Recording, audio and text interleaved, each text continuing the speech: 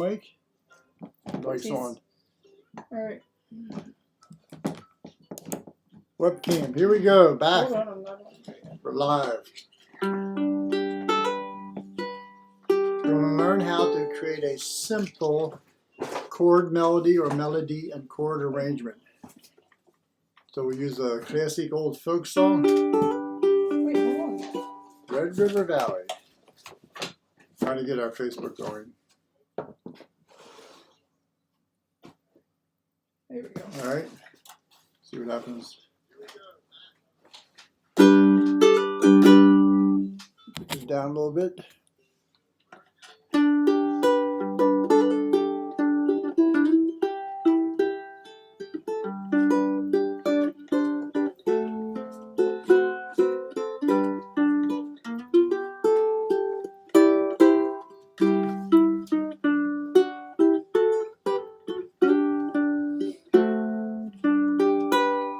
Remember, you can grab the song sheet also. At, Yeah, we'll go over one of the next sort of slides or whatever we're doing. Oh, wait a second. You okay? learningukulele.com/RRV. Yep, I'll show you how to do it. So here's what we're doing. We're going to learn how to do Red. Oh, I gotta remember the transition. Red River Valley, classic old folk song. Simple, actually, it's pretty simple melody. A lot of the notes in the melody are actually chord tones, so they'll fit right in with some chord shapes. All right, and so here's how we can get it. So we'll jump over into your browser. You would type in learningukulele.com/RRV. So here we are. Oh, we didn't do that yet. Darn. Jump over to your browser. Type in learningukulele.com/RRV. I've been there, so it's right there. That'll take you to the Learning Ukulele website, Red River Valley. Come down to Downloads. You'll scroll down to Red River Valley, chord lead sheet, keys C and G. Just click on the download button. Get a nice PDF of the tab. Some lyrics. I actually have it in the key of C also, but we're going to do it in G. Lives really well on the ukulele. All right, some of our new stuff we're doing here. We're just going to learn it a line at a time. So here is line 1 of the melody. So I would just learn the melody first.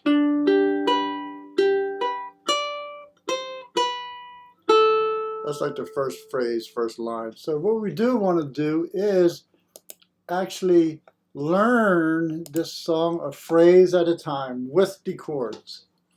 All right. Let's keep it simple first. So you can grab a G chord shape. Now the first two notes of the song are D and G. They're actually in a G chord, G, B, D. All right. And you can actually hold the chord G. If you're playing the melody, I would actually use fingers 1, 2, and then go to finger 1. We play this in what we would call second position because we have a high D to get later on as a single note melody. But we're going to do it with chords. So you grab a G chord, and you can actually just let these ring over each other, then strum the chord. You can strum it, but you want to get that last note sort of come out loud. If you just strum it, you might not get that one pronounced. So you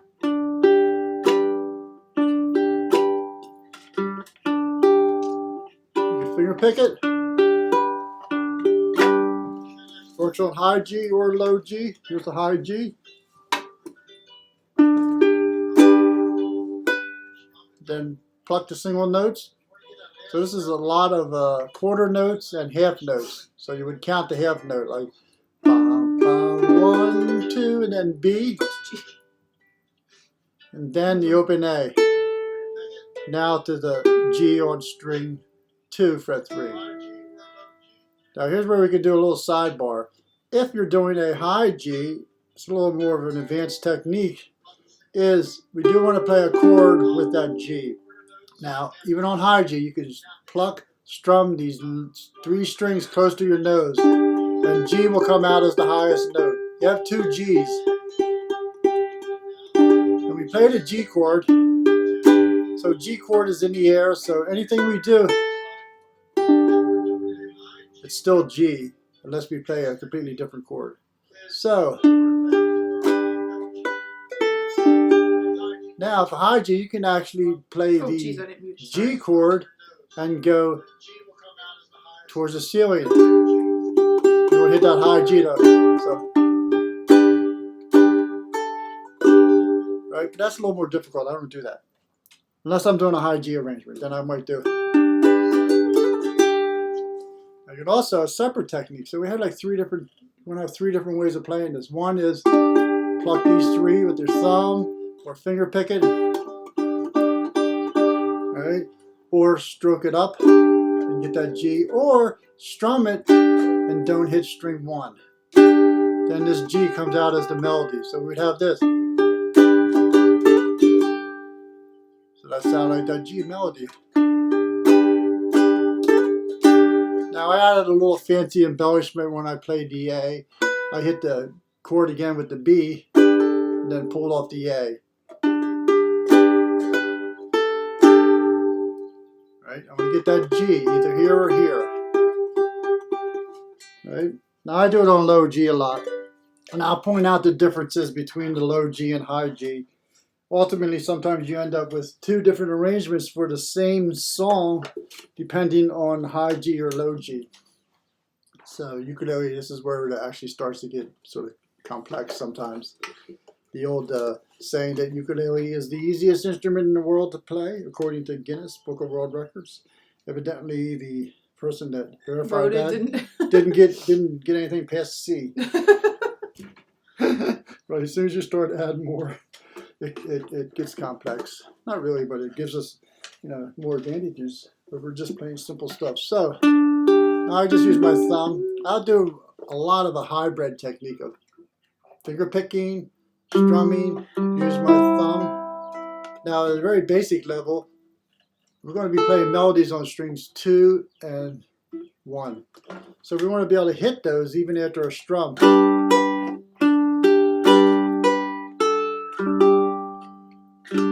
See, strumming the chord and trying to not hit string 1, to me sounds very thin. So there I did thumb and index, or thumb, thumb. So lots of choices, but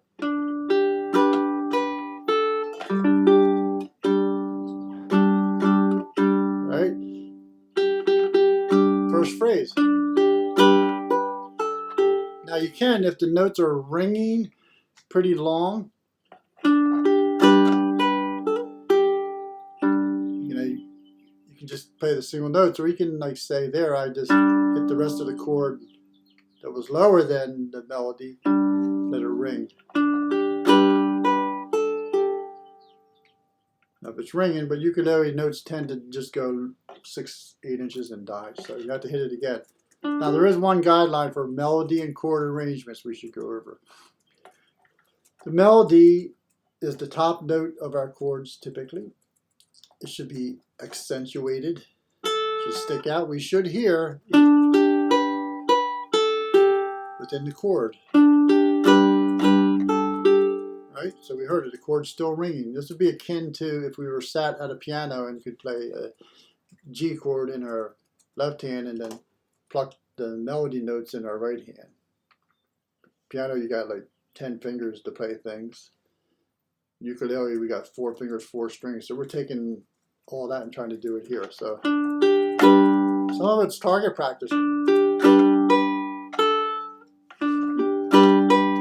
Louder for Facebook. So here's a good technique for target practice, getting particular single notes off of different strings.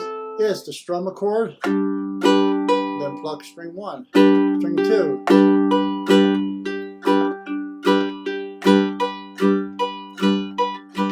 It's just target practice, just hitting those notes. Especially if the tempo gets quicker, when you want to perform it at a nice medium tempo sometimes. But practice it slow and say the notes to yourself if you know them. D, G, B, B, A, G. now we come up to the next phrase, which would be A, G, and E. Now, I'm sure I am approaching this linear, so even if I do it on my high G, I would sort of keep melodies away from string 4 and just keep them on strings 1, 2, or 3. Because then we have more notes to harmonize the melody with. So A, G, now we need an E for the melody. Now the E is on string 2.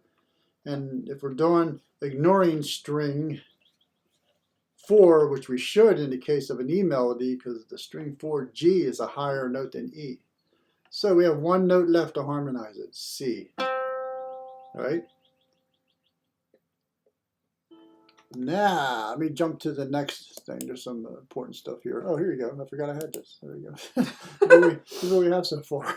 This is like a little text tab that I would write sometimes in lessons for students. It's a mono-space text. So what it shows there, what we have so far. Now, you'll notice on the C chord, the melody, I'll jump back one frame. And the melody is in measure, first complete measure, 1, 2, 3. The C, the melody is E and G. Well, a C chord is C, E, G. If we could get a C note in the line, we can get the melody. So I actually do this. I play C, open E, and then G. That is a C chord. C, E, G, Michael Rowe, Kumbaya, come and sit by my side if you love me. That was out of tune singing, but that's fine. That's why I play instrumentally. But so, now, here we go. We have the ability to, we covered in previous workshops, we can play the A open or on string 2, fret 5, right? We can play the E on string 2 open or fret 4, string 3, right? So if I jump to this next phrase 1 and 2, with the melody, you notice I play the open string 3 C, then I play E on string 3, fret 4, and then I play G on string 2, fret 3. Now you can use your first or second finger, second, first finger, 3, 2. I can do a 1, 2, 1 or 3, 2. All right, so I have this so far. All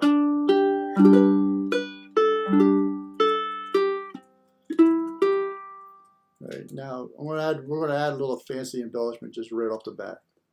Instead of just playing the E, I'm going to start on E flat or D sharp and slide up.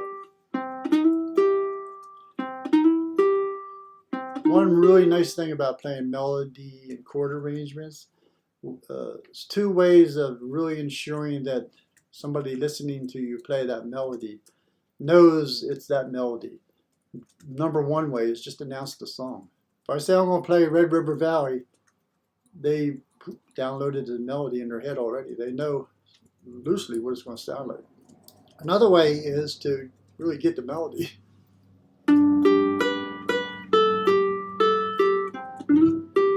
So I did a little slide. So that's going to be in my arrangement. Sounds cool versus. One thing it does is I don't want that C ringing over and over, really. I want it to die, because C, E, G is the C chord. Everybody will hear that as C no matter what I do. So, all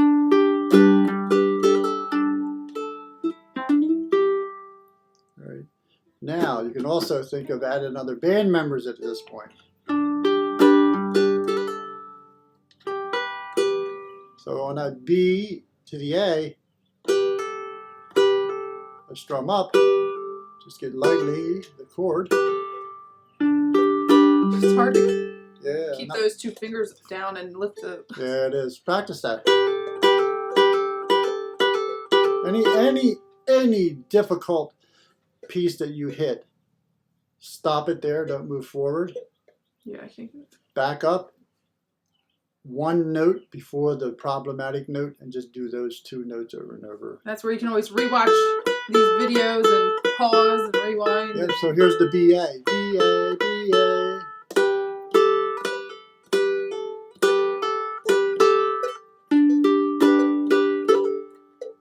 Right now I'm doing low G, so this is actually like a bass note. So I'm getting the bass note in there.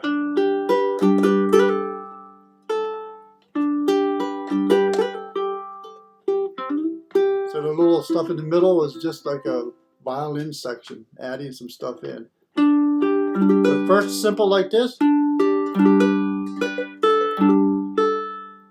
I messed it up there.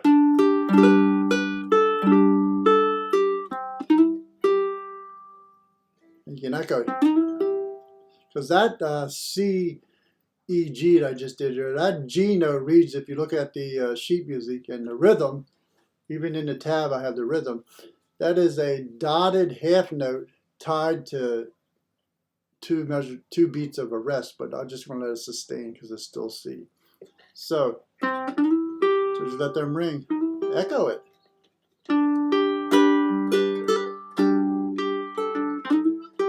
The key is get it in time. You can add all this little stuff. Because what happens is you get better at playing your musical instrument, your musical hearing gets a lot faster, and the connection between your inner ear and your hands gets faster, and you can add more of the stuff in without losing time. But first, slow.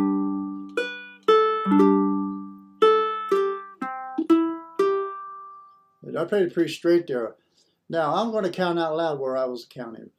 I'm tapping my foot. You can't hear it, but that's the beat, the pulse. 1, 1.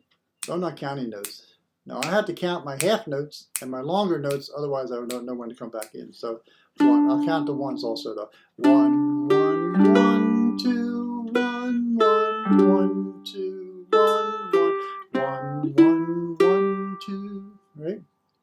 Now when you first count it, your counting is going to overwhelm the actual melody, and you'll be focused more on the counting and not actually hear the melody. So slowly drop the counting to ones. 1, 2.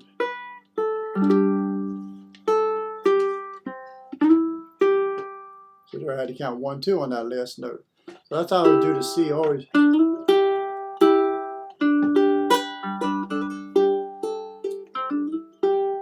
Alright, that's pretty cool. So that's sort of how I played in my arrangement.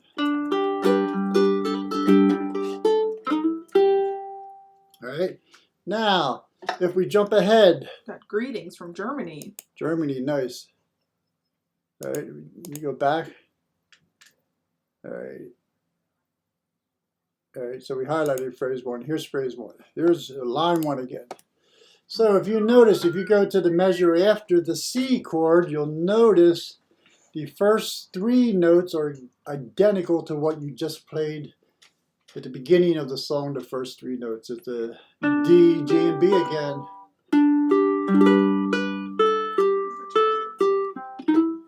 It's almost a repeat. Alright, now it's different there. Alright. I could what does it work? Oh, it won't work. I'm going to jump back for a second. I see something up here that I can actually take advantage of. The browser. I can highlight things. Oh, that's why. So here we go. That's why Bonnie probably couldn't hear. We didn't have the mic. So good. Oh, look at this. Is that showing up, I wonder? That's not showing up.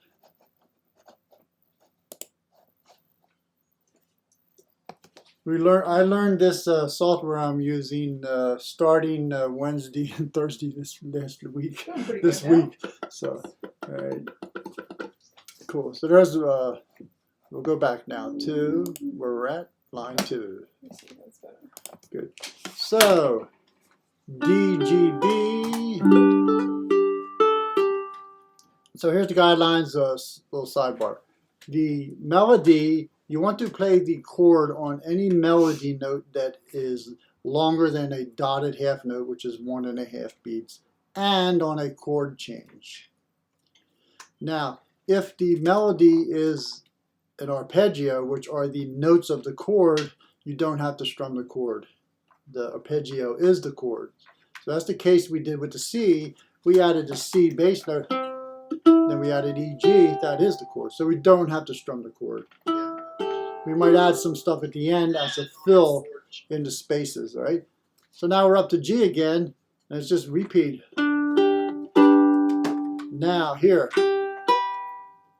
So it goes up. We see D, G, B, or 2, 3, 2, and then we see 3, 2, and we go up to fret 5. So that's actually a G chord. D, G, B, that's G. Then the second inversion, G, B, D, it's like a chord inversion. This would be like root inversion if we could play it together.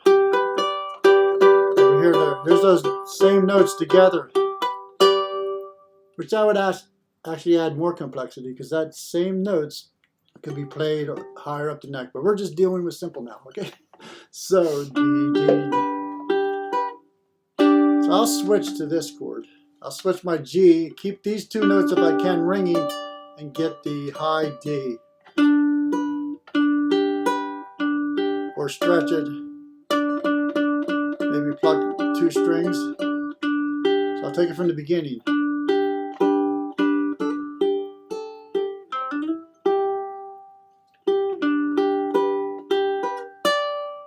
Alright, chicken wing it out to get that. It's a lot there. 5, yeah. So you want to practice this. Take the G chord and then keep finger 1 down. I gotta trim my fingernails.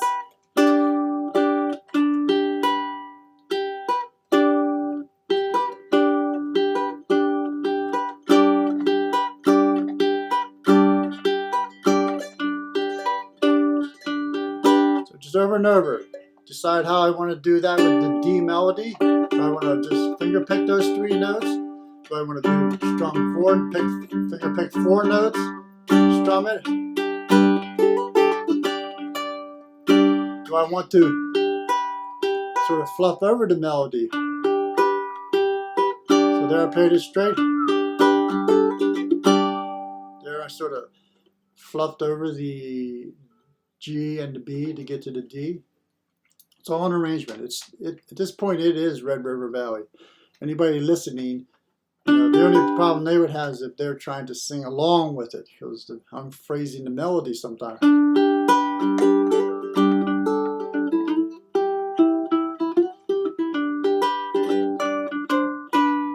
All right, so there it was like. Now I played string 3 and 1. Right, initially, but I might want to alternate it. Alternate with 2 and 1. Changing the string, so I did 3 1, 2 1. Might do it's a G chord. If I have a low G, I can do string 4. If you have a high G, you can do string 4.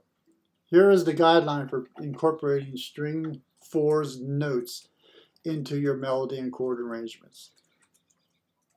If string 4, whatever note you're going to play on string 4, is lower than your melody, you're fine. If string 4 is a higher pitch than your melody, it will come out as the melody. Unless you play the melody super strong and loud. But usually strumming, you can't have one note come out louder than the other. Challenge accepted. That's a lot of strumming. Yeah, challenge accepted. Yeah, this is challenging. And remember, it doesn't have to be a song completely, a performance of a song until you actually want to perform it. It's like a puzzle. You're building the foundation.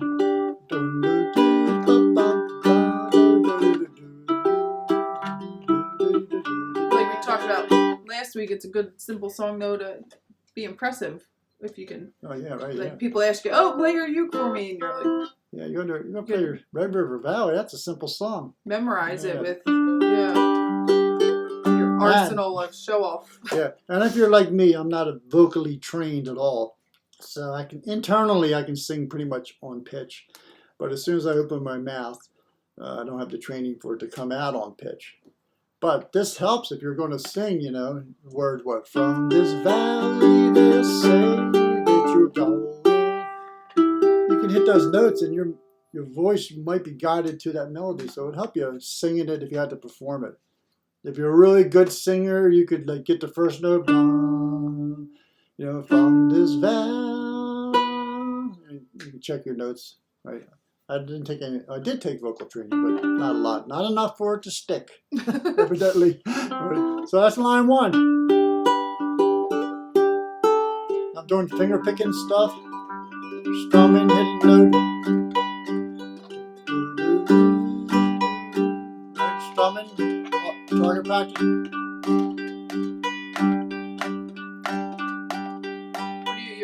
What I'm you're doing, strumming you're a strumming chord. and then 3? Yeah, I took a G chord. I hit strum, pluck 1, strum, pluck 2, strum, pluck 3. Now I helped myself out by, as soon as I was done 1, I put my index finger under string 1. It gives me a bit of stability. I know where I'm at.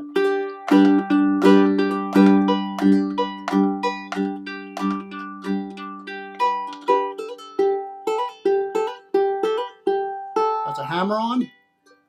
Did we Open cover A. that Yeah, we did. exercise in finger picking over We there? might have. I don't know. Finger picking has a lot of that. Yeah, I did. I think I did. Yeah. I forget. It feels like so long. It was like 4 weeks, 5 weeks ago, but it feels like 2 months, 3 months, never ending. A real advanced, not advanced, but a real tricky one is, here's an example.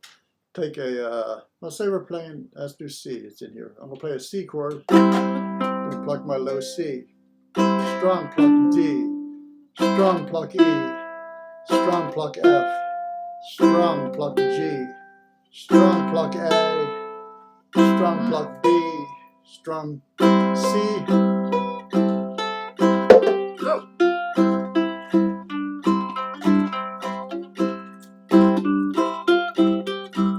Right? Takes practice, it's hard to do. But anything, you can get it when you practice it. So, the G ended for line 1. See, there's a D chord, half note. I want to strum a chord on it, play the chord. Now here, C, B, but I want to harmonize it.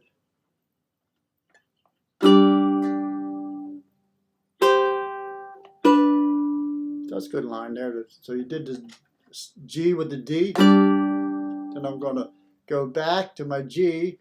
I'm going to put my pinky on C because that's the melody there. And I'm going to pluck strings 2 and 1 together. Then I'm going to pluck strings 3 and 1 together, the D and the B. So I get this. I'll just do those 2 notes. So I have this.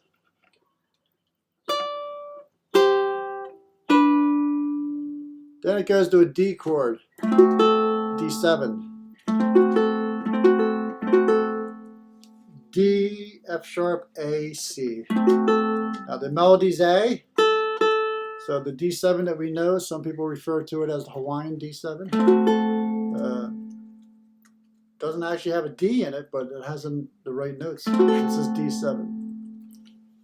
So phrase 1, tab.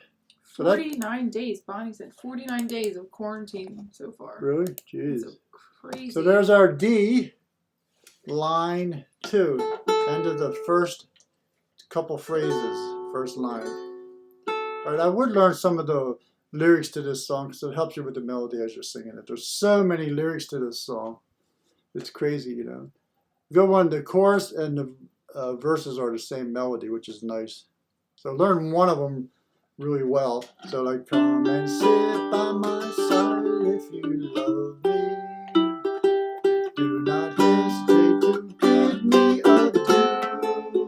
This will help you when you're playing it to see if you're on track and see if you're hitting enough of the melody for other people to recognize it. Play it for somebody else and ask them what's the song. It's like when a kid shows you a drawing. Oh, nice elephant. That's not an elephant. Oh, sorry. That's you, Dad. Yeah, never. Like, what? Yeah, never guess a kid's drawing. Let them tell you what it is. Right? So D7. Now we can play A here. We can get D7, a little fancy chord on the lower 3 strings. If you have a high G, you can't really play string 4 that note because that's C. That's higher than the A. This is the thinking that goes on with all this stuff. Now that drives home another point. Let me see. Let me go back. I think I have some. fancy stuff here somewhere. Okay, I'll jump ahead. Now, but let's talk about this. I didn't write this down yet, but go back here. The G chord. Remember I mentioned the G chord is the G, B, D. All right. A G minor chord is not in this song. It's G, B flat, D. All right. A G7 chord is in this song. It's G, B, D, F. Notice the G and the D did not change between all three of those chords. The major, the minor, and the 7th chord all had G as the root, D as what we would call the 5th of the chord. The 3rd, in the case of the G, was B. In the case of the G minor, it was B flat. And for the G7, it was also B. So at the heart of a 7th chord, it is a major chord type. Right? Now, the 7th had an F also in it. So the B, we use the 7th as an example. The B and the F, we would call them color tones. They really contribute to identifying that chord, whether it's major, minor, or any chord type. Now, the root and the 5th, they're called power tones. So the root and the 5th don't really contribute much to, or anything to, the color of the chord.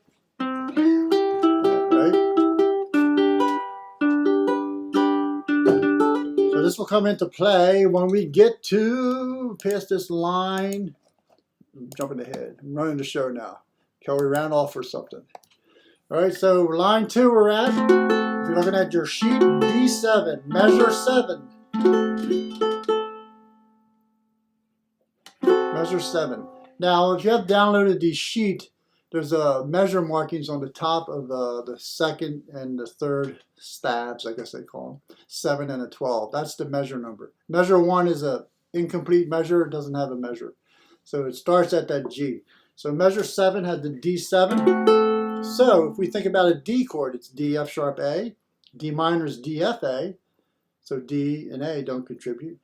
So D, F sharp, A, C. The F sharp and the C are the color tones for D7, and we have that. We have F sharp and C. So if you play these two notes, you pretty much have D7. It could only be one other 7th chord that's common. So D7.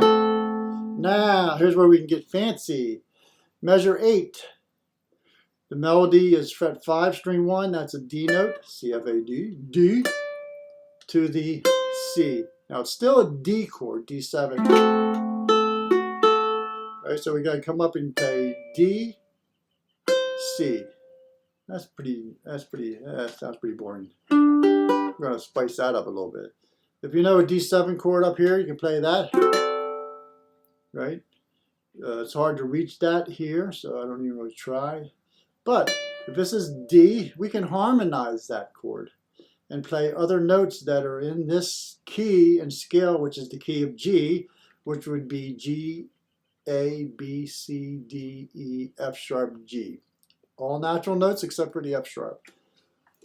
So if we were doing this on a piano, we can basically say you can hit any white key you want, and one black key is F sharp. Don't hit F, hit F sharp. Now we don't have that advantage on our ukulele.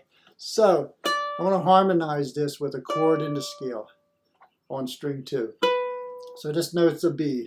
That's in the key, so I could use that. I could use the A if I wanted.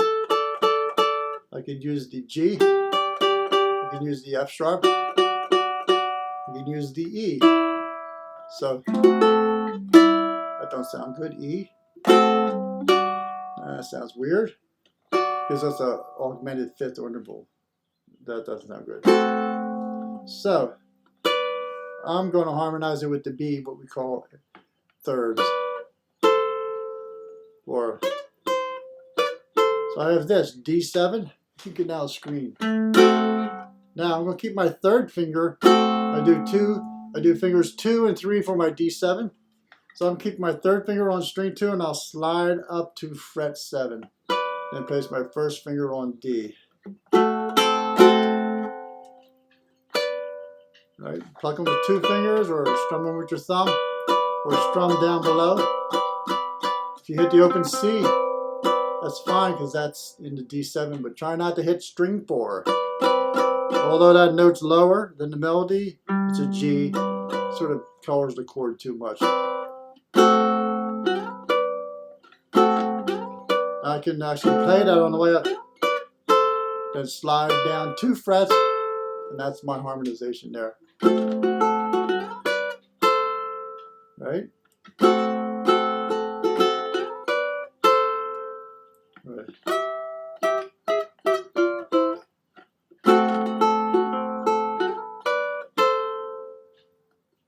That's called thirds.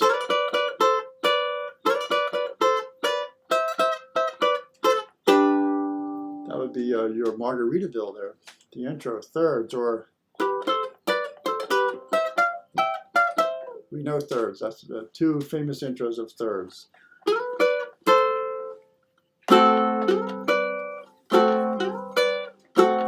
So again, that's back to my strumming, plucking.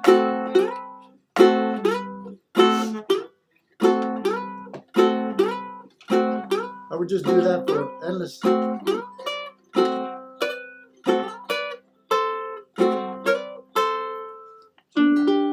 So back to the beginning. Anytime you add something new, you go back.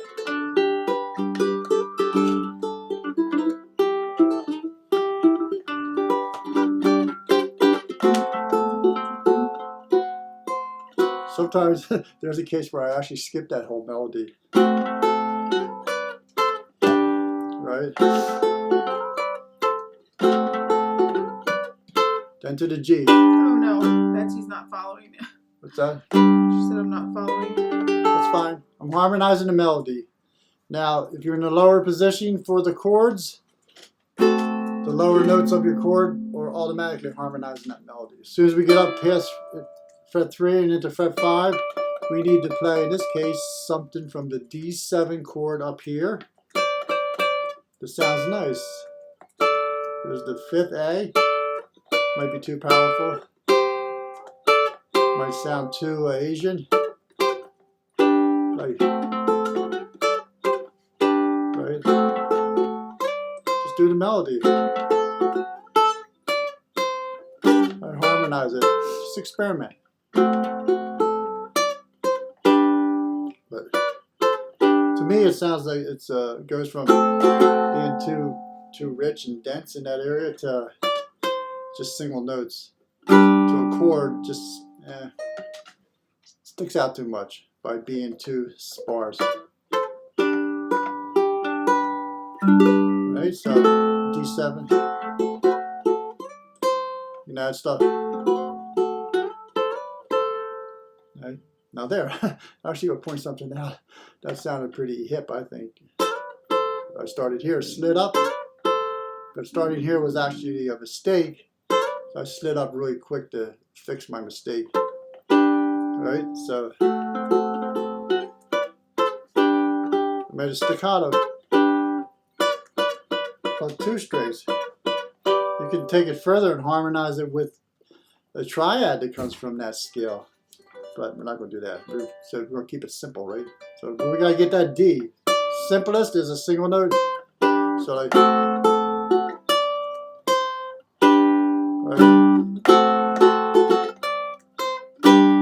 right? Harmonize it. Add some embellishments, slide, hammer-ons, pull-offs. Right? So that takes us up to measure 7, 8, and start of 9. Now we get to some interesting stuff on the G7 as a G melody. Again, remember I said I'm using a low G, so I'll take advantage of the low G if I want. If you're doing a high G, G is the melody, and it's a G7 chord, so I'll come off of this D, B, A. Now I need the G melody, either here or a high G upside down, but G is here. That's the only place we can play it on strings 2 without using string 4. Now I need to get the rest of the G7 chord. So I actually don't need G, it's the key of the song. If I did G here, I have 1 note left to get the B or the F. I really want to get both the B and the F. So if you're doing low G, I would play B and F. That's G7, right? If you have a high G, just play the F, like that. You can even just play G if you want and skip the G7. Do you have that when you were going to fret 7, like on tab written out on? No, I didn't tab this out because this is actually pretty much different every time I play it. That's what's nice. You explore lots of possibilities. Here, that brings another analogy. I'm the master of goofy analogies, but this is not so goofy. Think of it this way: if you wanted to bake a cake, me, I had to grab a box with the directions in it and follow those directions explicitly, and hopefully it turns out right. A chef will... Baker. Yeah, baker. Yeah, chef, baker. A baker will... He doesn't need no box. He knows what the ingredients are, how they work together. You know, he's either experimented with it and explored it on his own and either stumbled onto what tasted good or came out okay, right? So tabs could be different each time, and I actually play that different. I pretty much do this. I either ignore it, if I'm busy up here, if I'm really busy before it, I'll just play the single notes. If I'm not so busy, I'll harmonize it. All right, so I actually have like two or three, a bunch of ways. I have a bunch of ways I could play that little section because I've explored a lot of them, and I'll rely on my intuition. Oh man, butchering the words today. I'll rely on the moment as I'm playing it, what will come out. But I have 2 or 3 things I could draw from. Sometimes I'll just take the safe route, and I don't have confidence that something fancier I worked on before will work, so I have a fallback that I know works. So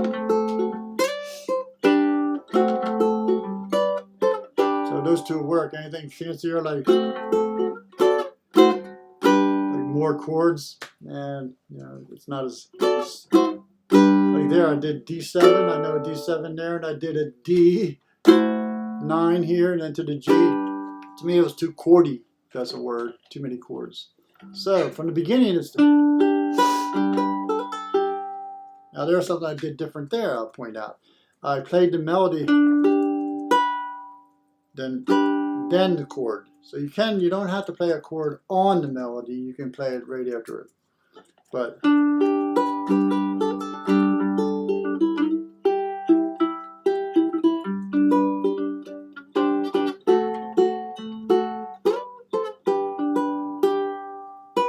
right now, this next part, the G7 we're working on. I'll do this or go here. This is G7. Your standard G7 gives you the B and the F. That's a case where I might just ignore that melody and really phrase it a lot there, coming off of.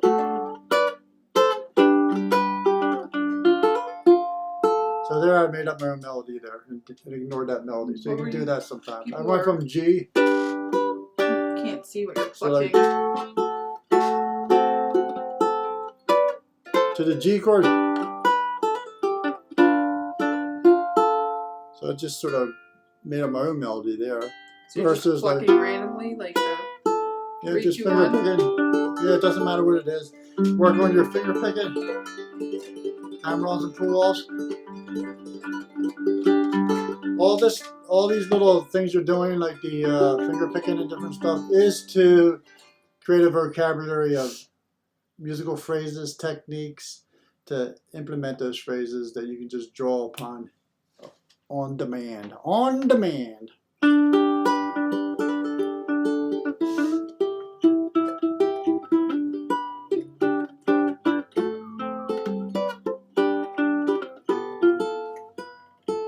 Right. Now, actually, this part here, I just sort of changed it recently.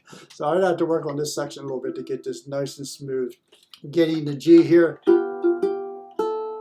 Then get the A, B. Now, the C with the D. You just strum the C with the D. This is line 2, the last measure. You can get the D there. Now, there's a point here, though. If you play that D and strum it, if only one note changes in the chord, don't strum it again because that melody will not come out a lot. So just strum and get the D melody and then just pluck the C melody up because you'll have this chord ringing. Or I do this, but this is beyond simple, I think. I play a C triad.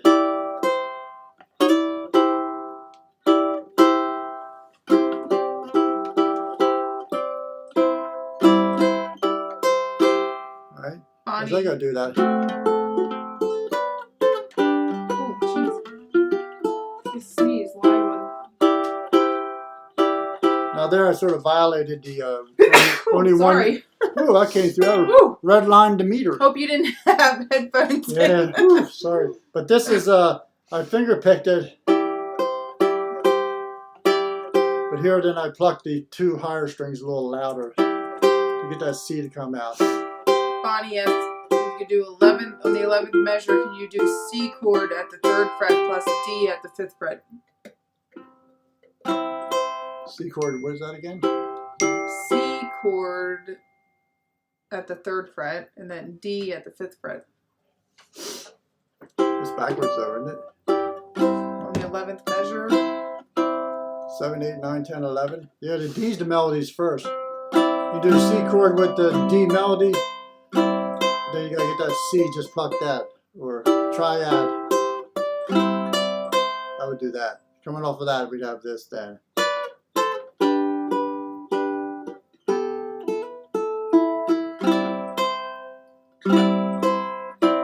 Again, remember, finger pick it or pluck it.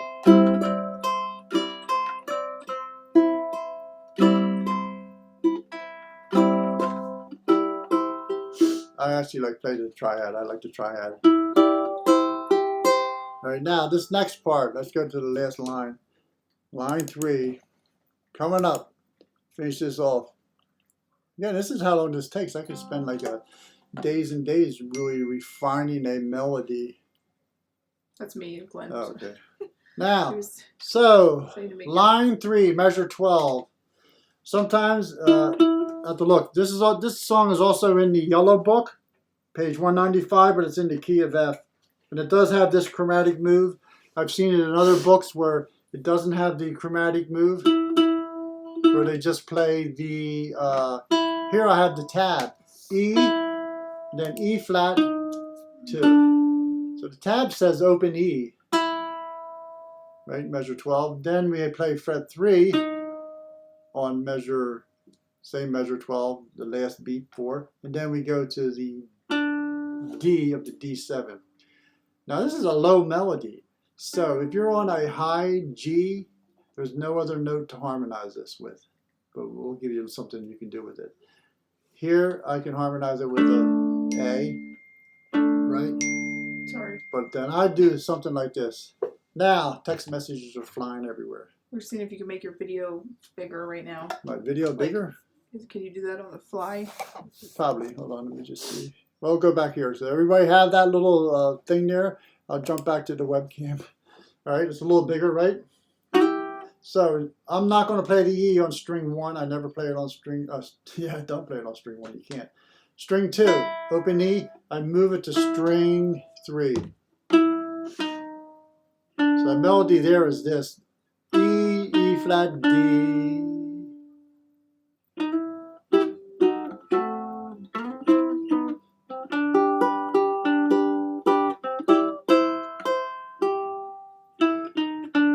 So I just coming off of the, I do the triad, so I'm on second finger here for the E. I just played the D. Now we want to harmonize that D. So I'm going to add F sharp. This is the melody anyway. Then I hit the A. Then I'm going to hit the G and put my third finger on E, string 4. Again, thirds. Alright, think Brown Eyed Girl, that melody.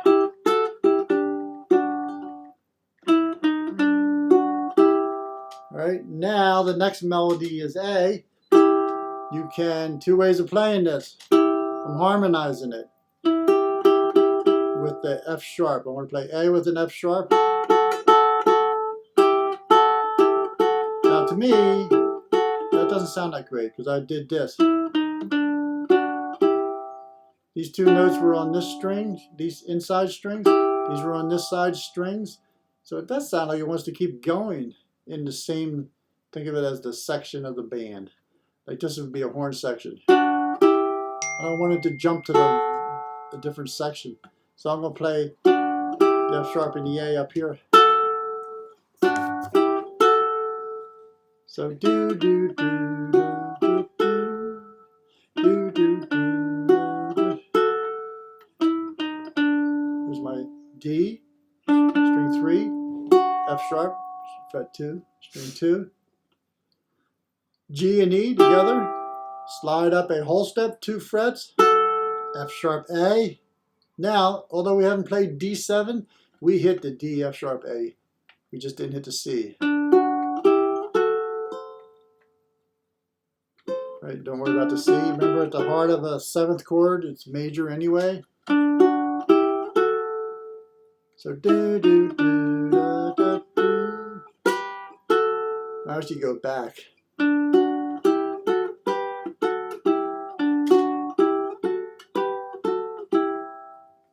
Bonnie was saying full C chord at the 3rd fret and add the D. Yeah, it was backwards. The melody's D first, then the C.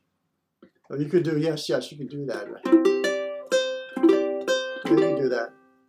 Right, that was an earlier question. Rewind. But I like reading. I like the notes ringing, and this is a folk song. Notes are ringing, ringing, ringing, ringing.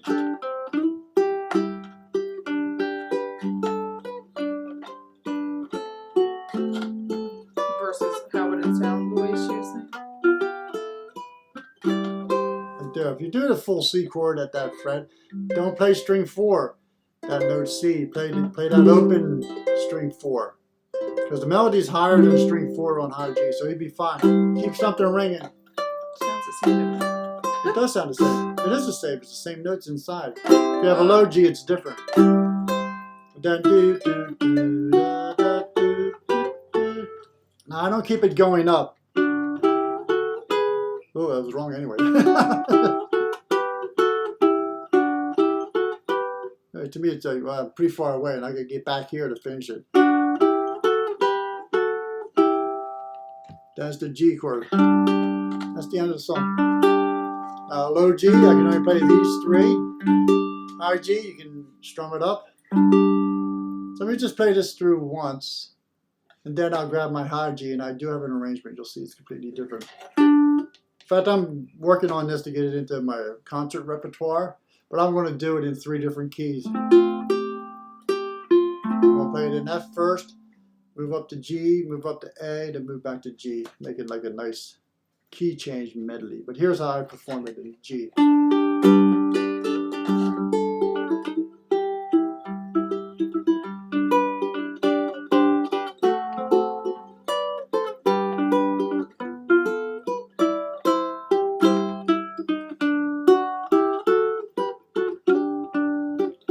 Really short song, right? That was it. That's the whole song. So yeah, so if you're going to perform it, that was like all of about 20 seconds. Man, I need a lot of songs that are all 20 seconds each. Oh man. So here's my high G version. Play it twice. Yeah, twice. That's still not even a Play minute. it Yeah. 7 times. So here's a high G version. I take advantage of that high G, strumming wise.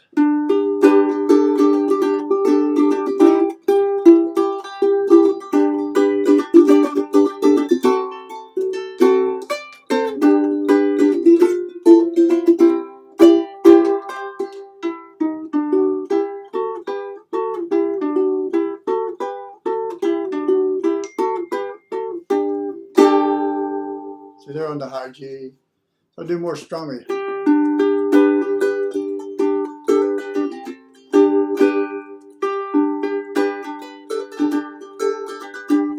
I basically have like the Kima Hussey style. A lot of lower thumb stuff.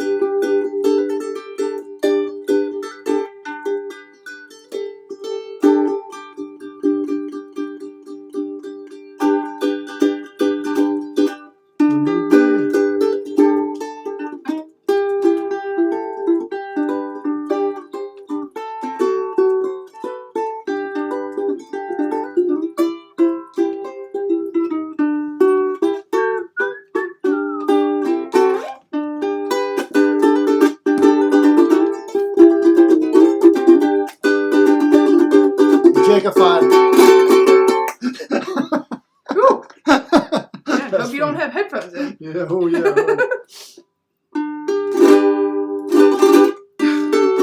Oh. So loud. Yeah, it is loud. Whew. Yeah. You end up, lots of different ways. And you only have to decide which way you want to do it. A split second before your fingers go off on with your direction. Hopefully with your Betsy direction. said, so my takeaway is grab a song, mess around with it, add fills, and have an encyclopedia knowledge of music theory like Kurt. Got it. Now learn to spell your chords and learn the notes of the neck. When you get better and better, you realize that you actually have to forget a lot of stuff you learned earlier on. Earlier on, there were like crutches, like I had to rely on this shape, like you pick your bar chords, or as they say in Boston, right? Bar chord. Pick your bar chord, B flat bar here. Hop in your car, ride down to the harbor, and play a bar chord. Sorry, Boston people. But the B flat, why is that B flat? Because somebody told you it was when you first learned it. Yeah, it says it on the paper. Yep. Inquiring minds want to know, where did this come from? Small store in Manayunk sells B flat chords. So in 1789, it was a major triad, B flat. It contains the notes B flat, D, F. If I had a piano student that was really good at piano, they would be visualizing the piano and play B flat, D, F, right? Here, B flat, D, F. That's in order. B flat, D, F. And then this stuff wouldn't feel so overwhelming, right? Here's B flat. Here's the notes. And you read the notes. See, the tab is very. If you notice, looking at the tab for these songs, let me bring up a melody and tab. So if you're just tinkering around, and you don't know the notes of the neck memorized yet, you can have the chart out, right? Yeah, that would help you follow along, right? I have free downloadable charts on my website for the notes of the neck that just shows the names of the frets. It has two different charts, sharp and flat with natural notes. Natural and sharp notes is one side or one chart, and natural with flat notes. Don't overload it. Don't put a sharp and a flat on the same chart. Because then when you look at it, you see two entries, and you have to decide which one it is.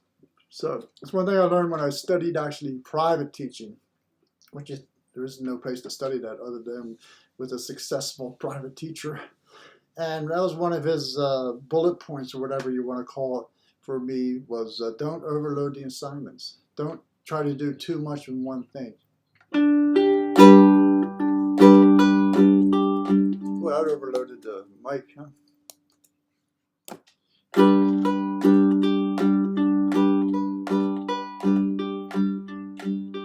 Like simple stuff, say like this. Say I'm going to play a C chord and then pluck a C melody, right?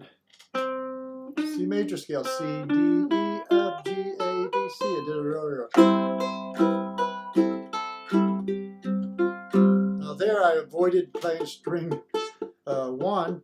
I muted it, but I should put my finger back on for the C, so we'll do it again.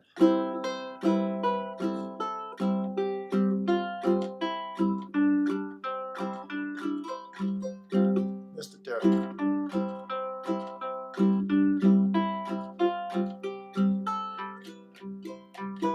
Right? It's challenging. That's the fun stuff I sort of do, just fooling around with it.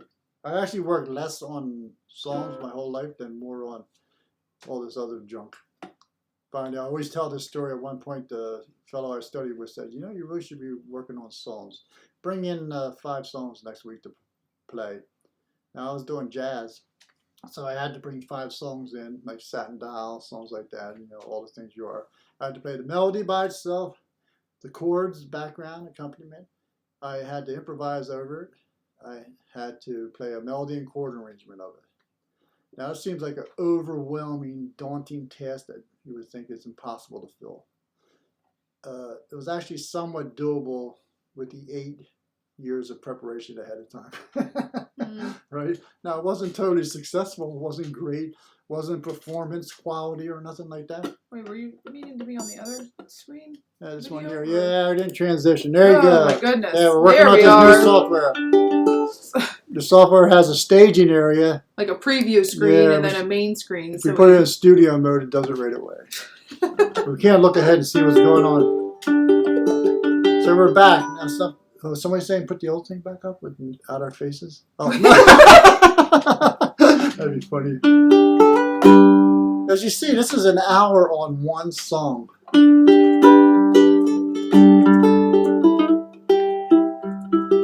Now there, like I did it lighter, so I don't want it to sound like more melody.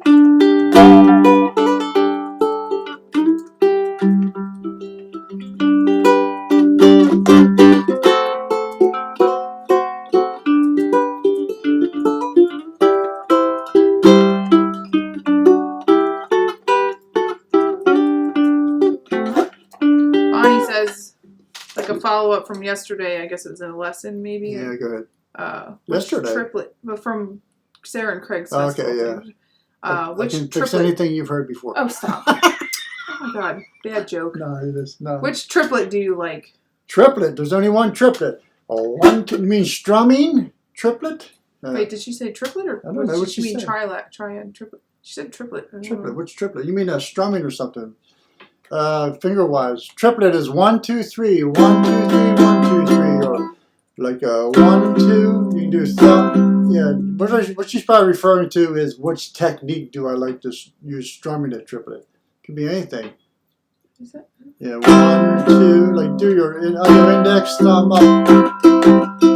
So do index, follow with the thumb, and then the way back. That you can do. Do anything. Down, up, down, down. Strum it, just totally strum it. 1, 2, 3, down, up, down, down, up, down, down, up, down, down, up, down, up, down, down, up, down. Right. Some people do like all fancy stuff. Red. Mike yeah, Red. Red do 2 of them, right?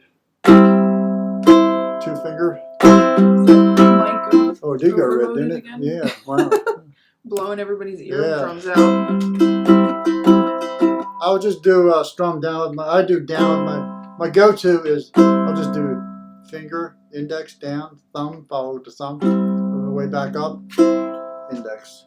1, 2, 3, 1. My thumb will only hit the lower strings too, regardless whether I'm doing high or low G. Right? So this is over an hour now.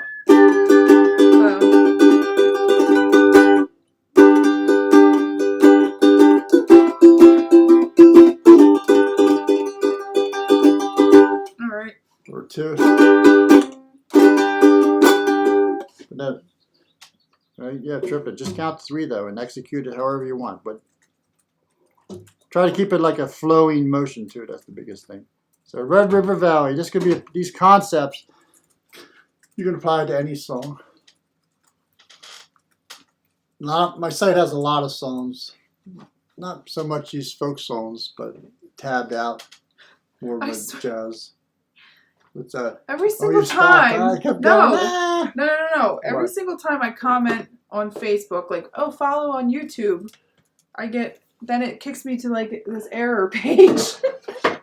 I don't know if they're having glitches or if they just want me to stop talking about YouTube. Yeah, they probably have filters on the YouTube. Yeah, gosh. All right. Well, there you go. That's a lot of melodies. Send me any questions during the week if you want to. Sorry, the volume went back on. Here's our ending logo theme here. Like, comment, subscribe. See you next weekend.